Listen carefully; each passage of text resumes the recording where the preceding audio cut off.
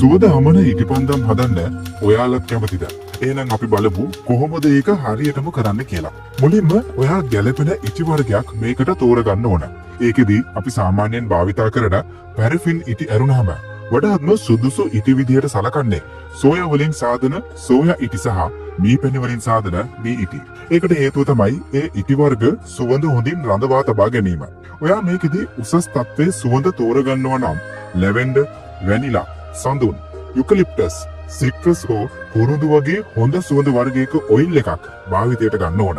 ඊට පස්සේ ඔයාට කරන්න තියෙන්නේ සාමාන්‍ය විදිහට ඩබල් බොයිල් ක්‍රමයට ඉටි දිය කරන ගමන් සෙල්සියස් අංශක 71ත් 77ත් අතර ප්‍රමාණයකට වගේ ඔයාගේ ඉටි ටික දිය වීගෙන එනකොට ඔයා තෝරගත්ත සුවඳ වර්ගයෙන් බින්දු කිහිපයක් එකතු කරගන්න එකයි.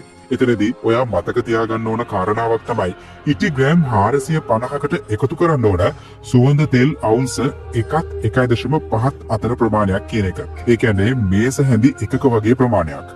ඉතින් මේ සුවඳ ඉටි තුල හොඳින් පැතිරෙන්න නම් විනාඩි 1-2 අතර කාලයක් හොඳට ඉටි එක හැඳි ගන්න ඕන.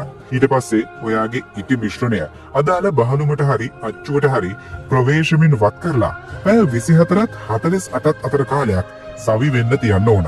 හරිම විදිහට සුවඳ උනන්න නම් සතියක කාලයක්වත් ඉටිපන්දම තියන්න ඕන.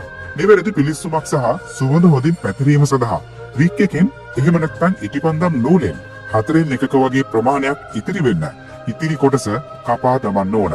ඉතින් දැන් ඔයාගේ සුවඳ හමන ඉටිපන්දම සකසාගෙන අවසానයි. සාමාන්‍යයෙන් හොඳින් සුවඳ හමන ඉටිපන්දමක් හොඳින් ඉඩකඩ තියෙන ස්ථානයක පැයක් පමණ දැල්ලුණායින් පසුව තමයි ඒකේ සුවඳ හැමතැනම පැතිරෙන්න ගන්නෙ.